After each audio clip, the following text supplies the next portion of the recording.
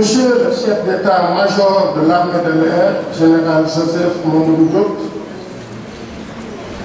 Monsieur le représentant du recteur de l'université de Thiès, Monsieur le directeur de l'ISEP de Diamniadio, Monsieur le président du conseil départemental de Thiès, Monsieur Abdourahmane Diop, DG de AGTS, ancien de la 28e promo et parrain de la 42e, Monsieur le président de l'amicale des diplômés de l'EPT, Monsieur Pape Sami Diop, Monsieur le colonel Manga, commandant de l'école de l'armée de l'air, Messieurs les directeurs nationaux, Mesdames, Messieurs les directeurs généraux de sociétés et d'entreprises, Mesdames, Messieurs les membres du corps professoral de l'EPT, Monsieur le professeur Grégoire Sissoko,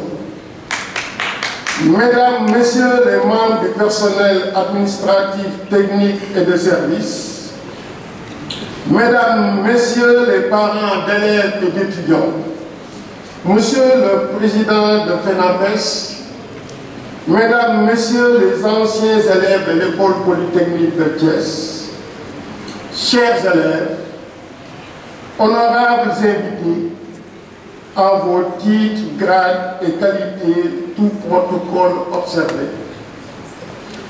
L'école polytechnique de Thiès est particulièrement fière d'avoir le privilège et l'insigne honneur de vous accueillir aujourd'hui pour la sortie de la 42e promotion d'ingénieurs en génie civil, électromécanique, en informatique et télécommunications et en aéronautique.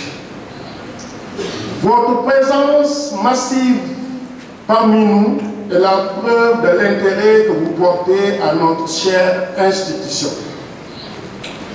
Monsieur le DGR, représentant le ministre, le défi du développement pour les pays de l'Afrique de l'Ouest, de manière générale et du Sénégal en particulier, sont multiples et variés.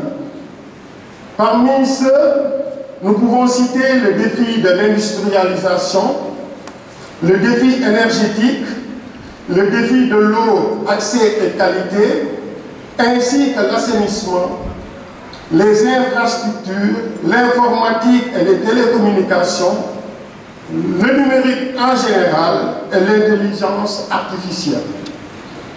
Aucun pays au monde ne s'est développé sans déployer, mobiliser ni utiliser les sciences, la technologie, l'innovation.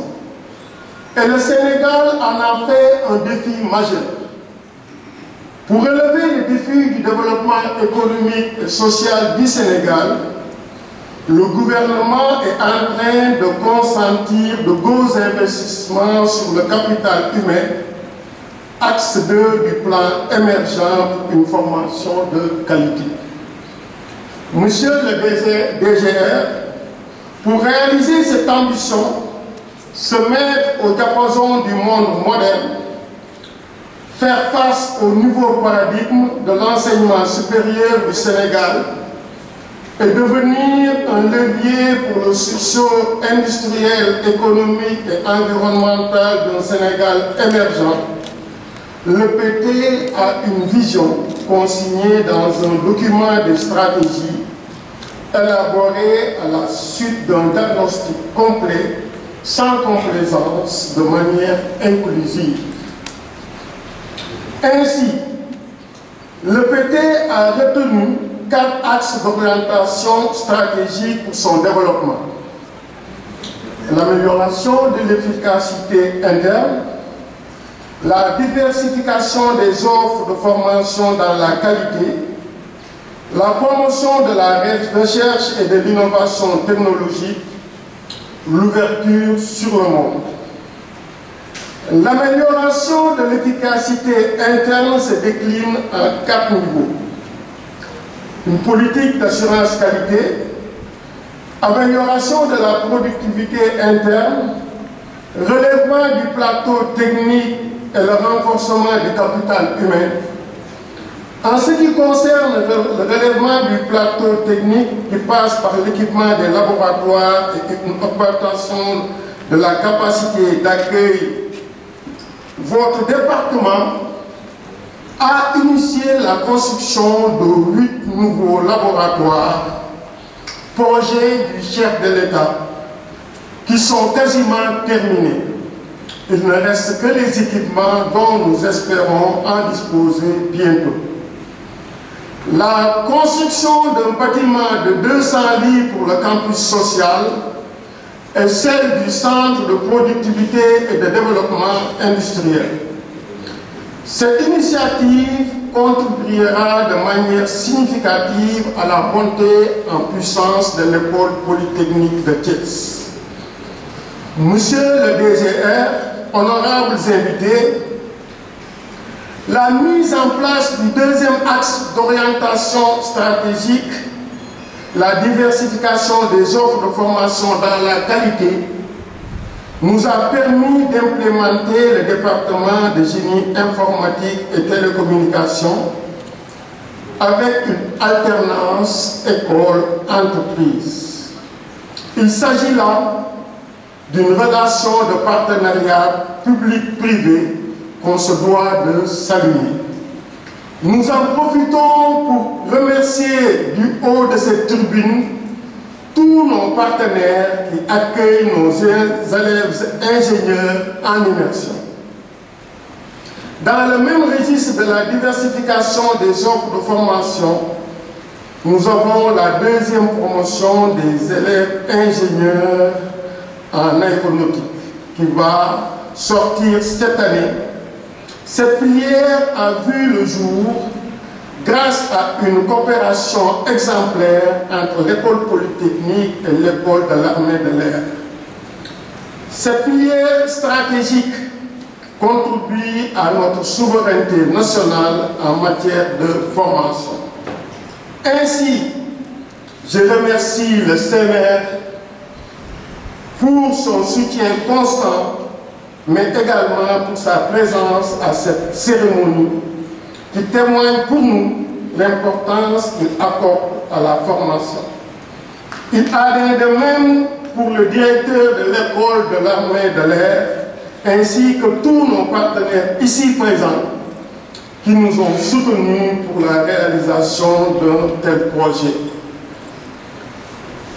Monsieur le DGR, honorables invités, l'école polytechnique de Thiès est dotée d'un laboratoire de fabrication numérique, car nous avons en ligne de mire le développement de la recherche et de l'innovation technologique, porté par l'axe stratégique numéro 3.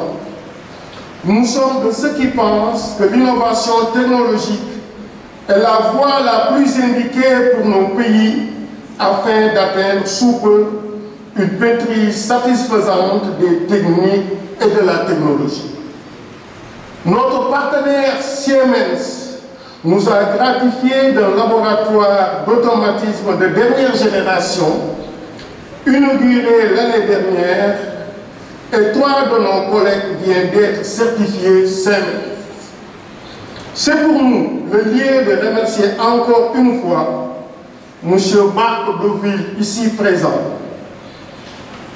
directeur de Business Development au niveau de Siemens Afrique de l'Ouest et du Centre, qui a tenu à faire le déplacement pour assister à cette cérémonie. Monsieur le DGR, représentant du ministre, nous venons de signer 2 conventions, l'une avec la société Sisol, dont je salue le directeur, M. Ndiaye, qui est ici présent dans la salle, dans le cadre du projet de construction des 100 logements de son Excellence le Président de la République, des 100 000 logements de son Excellence le Président de la République, l'autre avec la société LAS, chargée de la gestion de l'AIBD, qui va nous permettre, nous, de pouvoir mettre nos étudiants en aéronautique dans un autre terrain d'apprentissage qui leur permettra d'avoir une immersion dans la gestion et l'exploitation du transport aérien durant le cursus de formation. Merci, M. Xavier, ici présent, directeur de l'AS, d'être venu. Monsieur le DGR, honorable invité, le quatrième axe des piliers est de favoriser une meilleure intégration des anciens dans la vie de l'école. Monsieur le Président de l'ADEPT, la force des écoles d'ingénieurs, c'est le réseau des anciens. Vous l'avez bien compris. Et vous êtes en train de nous accompagner dans la réhabilitation des bureaux sinistrés depuis l'incendie de 2013, qui seront transformés en salles de classe pour augmenter notre capacité d'accueil au niveau pédagogique, ainsi que l'amphithéâtre F9, dont nous avons repris entièrement le carrelage. À cela s'ajoute, Monsieur le Président, tous les projets communs que nous allons entreprendre ensemble d'un commun accord pour notre cher EPT. Je remercie également M. Martiam, président du groupe G30, pour son important soutien à cette cérémonie, mais aussi son accompagnement dans la formation de nos ingénieurs. Monsieur le représentant du ministre, honorables invités, dans le but d'évaluer notre document de stratégie, nous allons sous peu convoquer un atelier avec l'ensemble de nos partenaires, et notamment l'ADEPT, pour pouvoir mettre sur pied le nouveau plan stratégique 2020-2025. Monsieur le ministre, notre ambition est de mettre chaque année sur le marché des ingénieurs, sur le marché du Sénégal, 200 ingénieurs issus de 8 filières différentes, comme nous l'avait instruit le président de la République au CICAD lors du 40e anniversaire de l'ADEPT. Sur le plan pédagogique, nous œuvrons pour l'épanouissement des étudiants avec l'appui de nos partenaires internationaux qui nous offrent des postes de stage aux finissants dans le cadre de leur projet de fin d'études et aux diplômés des postes d'internes pour une durée de 6 mois pour pouvoir déboucher sur un emploi. C'est le cas de la Banque mondiale, de Vinci Énergie et de AK Technologies. Il est également dans nos ambitions de faire évoluer le génie aéronautique vers l'espace avec la réalisation de mini-satellites. Cela est à notre portée et le Ghana vient de nous apporter la preuve. Monsieur le DGR, honorables invités, les ingénieurs que nous fêtons aujourd'hui sont issus d'une sélection rigoureuse et proviennent de toutes les régions du Sénégal. Chers lauréats, vous êtes très bien formés et cela est confirmé par de nombreux retours d'expérience, mais aussi les employeurs des produits de l'EPT. Et il nous revient souvent d'entendre des témoignages tels que les étudiants de l'école polytechnique de Thiès sont bien formés et ils réussissent dans toutes les écoles en France. Mais restez humble et modeste, vous avez beaucoup à apprendre de la vie professionnelle. Vos parents sont fiers de vous, mais faites tout pour être la fierté de votre nation. Nation qui vous a mis dans de bonnes conditions d'études et de réussite afin que vous puissiez relever le défi du développement économique et social qui l'interpellent chaque jour de manière préoccupante. Monsieur le représentant du ministre, honorables invités, c'est l'occasion pour nous de rendre hommage à mon prédécesseur, le professeur El Hadji Bamba Diaw, car sous son magistère, l'école a fait un bond de géant. Je ne saurais terminer mon propos sans remercier nos partenaires publics comme privés qui nous ont accompagnés pour la formation de nos élèves ingénieurs. Je tiens aussi à remercier le comité d'organisation présidé par le directeur des études, le professeur Mamadou Wade, comité au sein duquel enseignants, PATS et élèves ont rivalisé d'ardeur pour la réussite de cet événement. Monsieur le DGR, transmettez à Monsieur le ministre le message suivant. Toute la communauté polytechnicienne est derrière lui et ne lui demande rien. Rien si ce n'est que de continuer à apporter son soutien pour la montée en puissance de l'école polytechnique de Thiès, conformément aux vœux du chef de l'école. Je vous remercie pour votre aimable attention. Supérieur de la recherche et de l'innovation, Monsieur le chef d'état-major de l'armée de l'air, Monsieur le directeur de l'école polytechnique de Thiès, Monsieur le colonel commandant la zone militaire numéro 7, Monsieur le parrain de la 42e promotion, Messieurs les directeurs d'institutions scolaires, proviseurs et chefs d'établissement, chers récipiendaires, honorables invités. C'est avec un immense plaisir que je me retrouve parmi vous en ce jour pour célébrer la remise des diplômes des ingénieurs de la 42e promotion de l'EPT.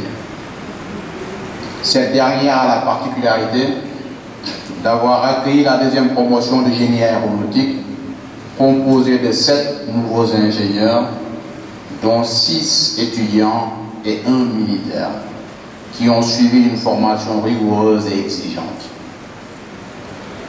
Monsieur le ministre, Mesdames et Messieurs, face au déficit en cadre officier au sein de l'armée de l'air et avec l'ambition de l'EPT de créer de nouvelles filières, l'école d'armée de l'air et l'école polytechnique de Thiès ont mis en place un partenariat, la filière de formation d'ingénieurs de conception, d'exploitation et de maintenance aéronautique. Il me plaît de rappeler que ce n'est qu'en 2015 que cette filière va accueillir ses premiers étudiants avec des enseignements assurés non seulement par des intervenants des deux entités, mais également des professeurs et cadres, notamment de l'Agence nationale d'aviation civile et de la météorologie, ANACIM, qui ont amplement participé à la réussite de cette innovation. Aujourd'hui, force est de remarquer que l'aviation occupe une place de choix dans les activités économiques des pays émergents. Au Sénégal, l'ambition de propulser ce secteur vers l'avant est mise en exergue dans la stratégie de développement économique traduite dans le plan Sénégal émergent. En réalité, la création de hubs aériens régionaux qui confortera les activités aéronautiques comme levier de développement durable pour le Sénégal passe par la création d'un pôle d'excellence de formation à tous les métiers aéronautiques pour combler les déficits et réduire les coûts élevés d'opération. La sortie de cette nouvelle promotion confirme cette étape décisive dans l'histoire de l'aéronautique de notre pays. Il me revient ici de rappeler les nombreux obstacles surmontés afin d'arriver au terme de la formation de ces cadres hautement qualifiés et prêts à relever les innombrables défis que l'aviation représente pour le Sénégal et la sous-région. Je voudrais profiter de cet événement pour vous féliciter, vous, courageux jeunes gens, en ce jour qui représente certainement un grand moment non seulement pour vous-même, mais aussi pour vos familles respectives. Cette audace dont vous avez fait preuve en embrassant cette voie nouvelle vous servira de votre vie et constituera sans nul doute un caractère important pour atteindre les objectifs que vous vous êtes fixés. Pionniers de cette nouvelle filière, tout comme vos anciens, vous êtes en train de baliser la piste pour vos successeurs. L'énergie déployée au sein de ce temple du savoir vous servira à atteindre des altitudes désirées, combattre et surmonter toutes les turbulences afin d'atterrir en sécurité et en confiance sur tous les aéroports du monde.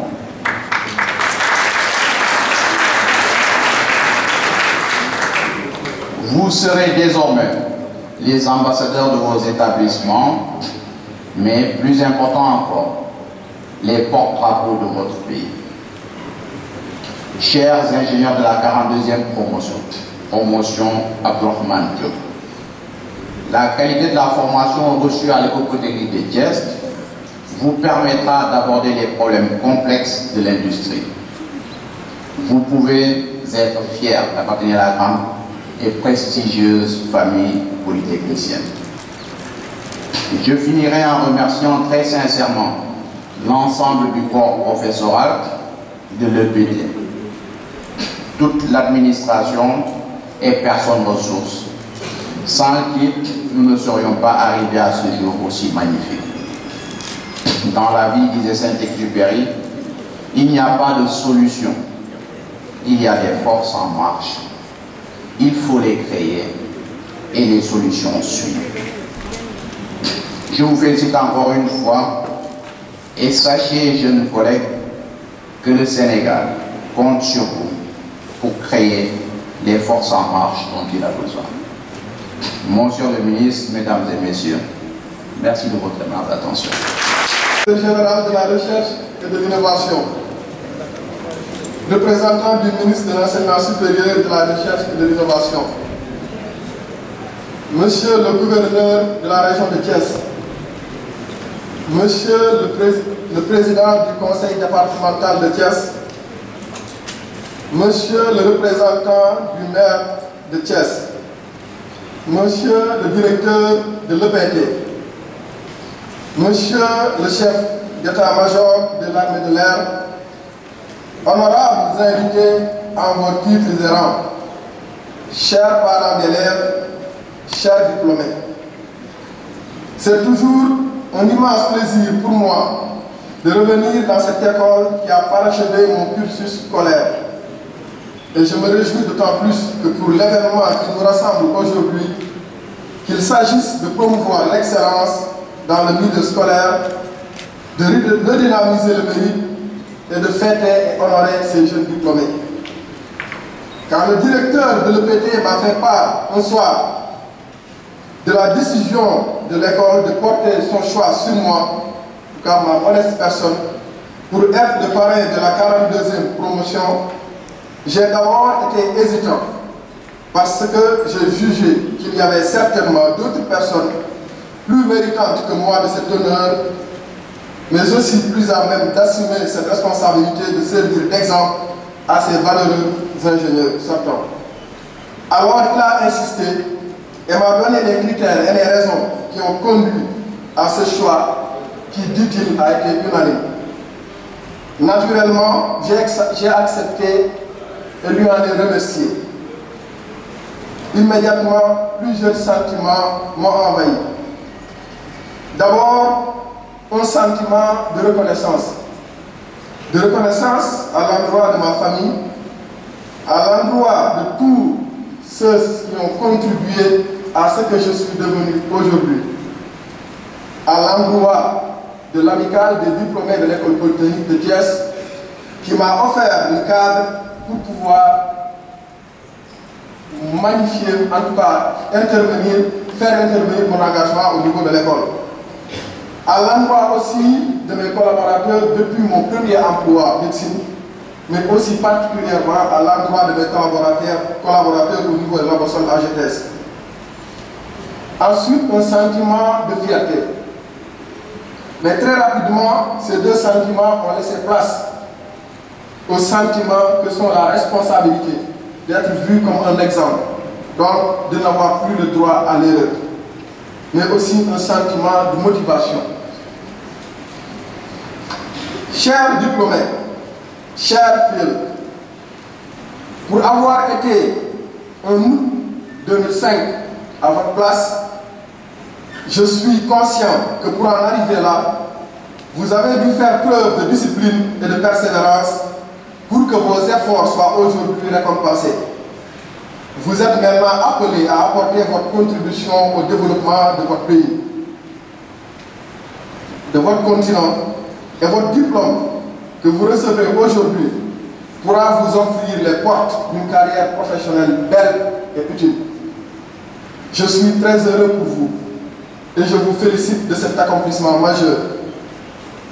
Je félicite par la même occasion le directeur de l'EPT, le corps professoral, le personnel administratif et de service qui font un travail remarquable pour vous offrir un environnement de travail favorable à la réussite. Mes félicitations vont aussi à l'endroit de l'ADEPT, votre ADEPT, dont ce parchemin que vous allez recevoir aujourd'hui vous fait membre à part entière à compter d'aujourd'hui. Chers diplômés, chers filles, dans cette salle, et peut-être en dehors de cette salle, et peut-être aussi même dans l'au-delà, se trouvent des personnes qui ont dû faire preuve de beaucoup de sacrifices pour que vous soyez là où vous êtes aujourd'hui. Ce sont des papas, des mamans, ce sont des frères et des sœurs, ce sont des tantes et des oncles, ce sont des proches tout court, qui ont dû se priver de beaucoup de choses pour vous voir aujourd'hui recevoir ce parchemin. Je suis convaincu qu'ils sont plus heureux et plus fiers que vous-même vous ne pouvez l'être aujourd'hui. Je les félicite. Et c'est sur ce point que je vais me sacrifier à la vraie tradition de cet événement, les conseils du parrain, ou pour parler entre nous, polytechniciens, le hymne de l'ancien.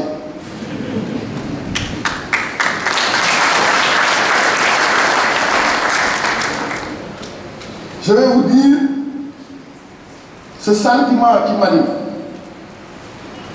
qui fait que ce sentiment que j'ai toujours en bandoulière depuis tout jeune et particulièrement depuis le jour où je suis assis là à votre place pour recevoir ce diplôme. C'est un sentiment qui vous pousse, en tout cas qui me pousse à ne pas pouvoir m'endormir avant 0 heure. Et qui, quelle que soit l'heure à laquelle je m'endors, je me réveille toujours à 5h30.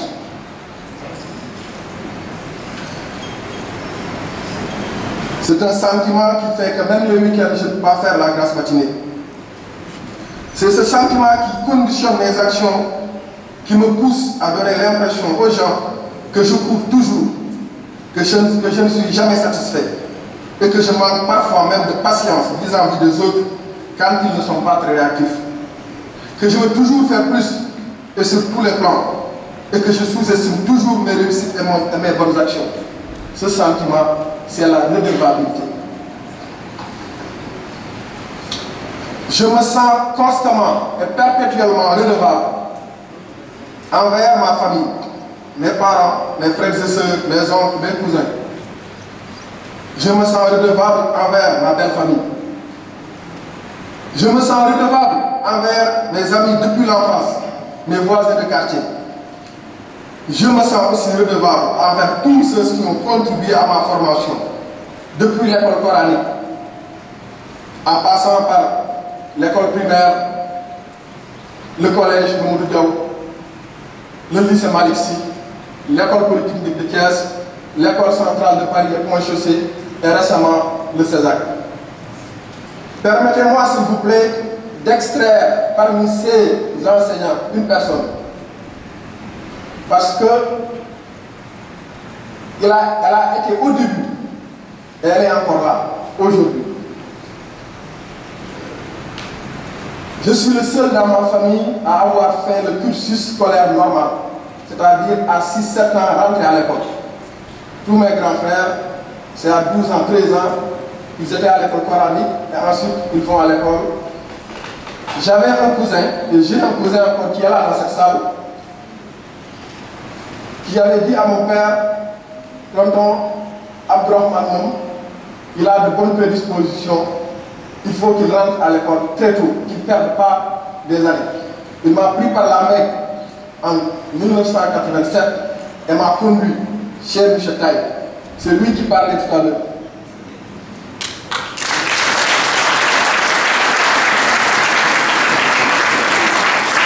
Il était en ce moment enseignant à l'école Abdoulaye Khalid Diop, ex-camp fédéral. Il avait la classe de C1. Moi, j'étais en CI au début, naturellement. Mais il connaissait toujours mes notes bien avant même que je les connaisse. Que ça soit des compositions, que ça soit des examens. Il m'a eu en C1, il a poursuivi mon cursus scolaire, même quand je faisais le BFM. Donc 4 ans après sortir de l'école Abdoulaye Khalid Diop, c'est lui qui m'a dit mes notes au BFM. Quand je soutenais mon mémoire de fin d'études ici, dans cette salle, en juin 2005, il était encore là. Et aujourd'hui, il est encore là.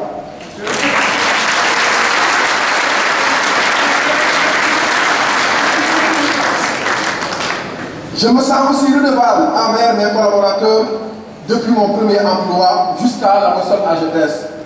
Permettez-moi d'insister à l'endroit de ces collaborateurs, parce que si je suis aujourd'hui parrain, c'est aussi en tant que directeur général de la Boston AGTS. J'ai fait le pari de m'appuyer sur la jeunesse, particulièrement aux diplômés de cette école-là, mais également aux diplômés d'autres écoles.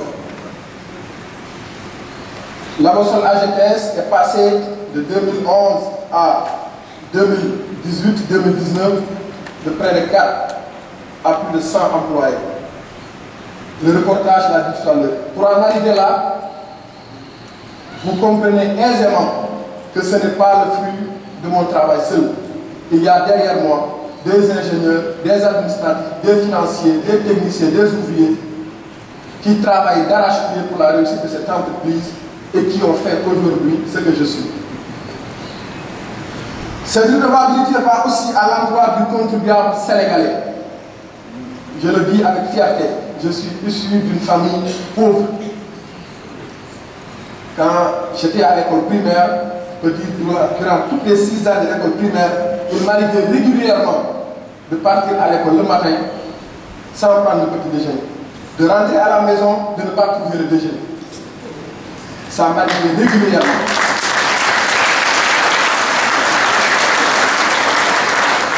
Et je me rappelle, une de mes tantes me rattrapait toujours en cours de route pour me donner du pain. C'est la maman à celle-là qui vient de faire. Aujourd'hui, en tant que père de famille, je connais le coût de l'éducation. Je connais le coût de l'éducation. Moi, j'ai étudié gratuitement, depuis l'école primaire jusqu'à ici. Pour en arriver là, il est certain que le contribuable sénégalais a contribué, en tout cas a fait ce qu'il fallait faire pour que j'en sois là. Je me suis redevable. Et cette redevabilité, elle est active, en ce sens qu'elle peut vous pousser à toujours vouloir agir, à vouloir faire mieux, à vouloir rendre service. Elle crée en vous ce besoin ardent d'impacter positivement les vies des personnes qui vous entourent. C'est aussi ce sentiment de redevabilité qui me pousse à m'éloigner de toutes les tentations qui pourraient porter atteinte à l'image que je veux refléter. À tout faire pour ne pas décevoir les groupes de personnes que je viens de citer, mais aussi à les rendre fiers. C'est aussi cette redevabilité qui va catalyser votre ambition, votre créativité, afin que vous puissiez vous donner les moyens de satisfaire ce besoin ardent. Et tout cela vous procurera le bonheur d'être utile à votre communauté. Comme disait Gandhi, quand lui fut demandé qu'est-ce qui vous rend heureux, il répondit être utile aux autres. C'est le conseil que je voudrais vous donner. Où que vous soyez, ayez en bandoulière cette redevabilité, mais une redevabilité active qui fera que vous avez toujours des ambitions parce que vous voulez toujours être utile aux autres. Je vous remercie.